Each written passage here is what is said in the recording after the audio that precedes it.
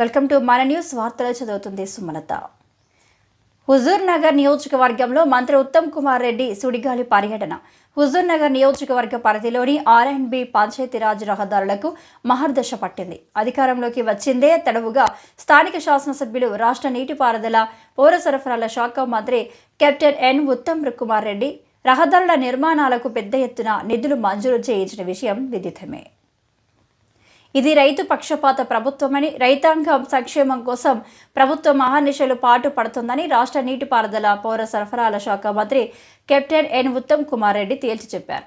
రైతుల సంక్షేమం కోసం అధికారంలోకి వచ్చిన సంవత్సరం వ్యవధిలోని 54,280,000 కోట్లు ఖర్చు చేసిన ఘనత రాష్ట్ర ప్రభుత్వానికి దక్కిందని ఆయన పేర్కొన్నారు. అందులో 10,444,000 కోట్లు వ్యవసాయానికి అందిస్తున్న ఉచిత విద్యుత్ సబ్సిడీకి కేటాయించినట్లు ఆయన వెల్లడించారు. శనివారం రోజు మహబూబ్ నగర్లో రైతు పండుగను పురస్కరించుకుని ముఖ్యమంత్రి రేవంత్ రెడ్డి పాల్గొననున్న బహిరంగ సభ ఏర్పాట్లను సహచర మంత్రి తుమ్మల నాగేశ్వరరావు, ప్రణాళికా సంఘం ఉపాధ్యక్షుడు చిన్నారెడ్డి, ఉమ్మడి మహబూబ్ నగర్ జిల్లాకు చెందిన శాసనసభ్యులు, శాసనమండలి సభ్యులు, కార్పొరేషన్ చైర్మన్లతో కలిసి ఆయన సభస్థలి ఏర్పాట్లను పరిశీలించారు.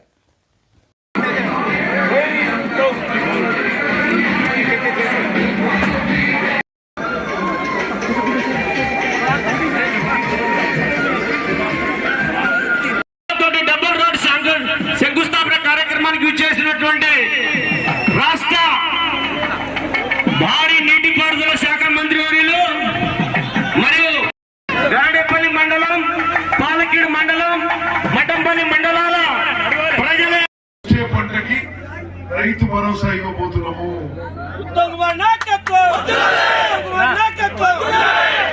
ఇండ్ల విషయంలో కూడా అప్లికేషన్ తీసుకోబోతున్నాము. మరి అన్ని విధాలుగా అభివృద్ధి విషయంలో, సంక్షేమం విషయంలో మన ప్రభుత్వం ముందుకు దూసుకుపోతున్నది. లోకల్ బాడీ ఎలక్షన్స్ లో హుజూర్ నగర్ కోదాడలో clean sweep. Okay, local body ఎన్నికలకు సిద్ధంగా అండి.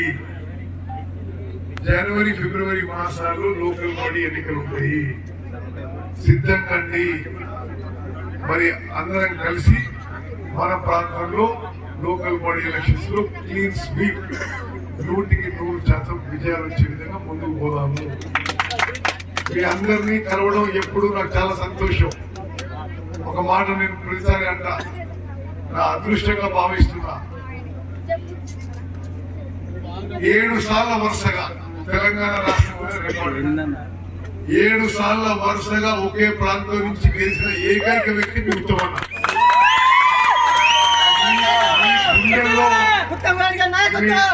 గుండెల్లో ఒక ప్రత్యేక స్థానం ఇచ్చి మీ ప్రేమ, అభిమానం వల్లనే రాజకీయాల్లో ఇంత దూరం వచ్చినామని నేను భావిస్తున్నాను.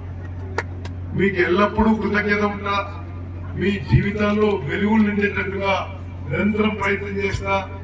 ప్రతి మనిషికి మరి ఏదో విధంగా అభివృద్ధి పరంగా మేలు చేసే విధంగా నిరంతరం కృషి చేస్తాం. మరి నిస్వార్థంగా, నిరంతరంగా, నిజాయితీగా ప్రజా జీవితంలో ఒక 3 దశాబ్దాల పాటు మీ అందరి ఆశీస్సులతో కొనసాగుతున్నా. ఎప్పుడు మీ కృతజ్ఞత ఉంటా అని చెప్పి నేను మనం చేస్తున్నాను.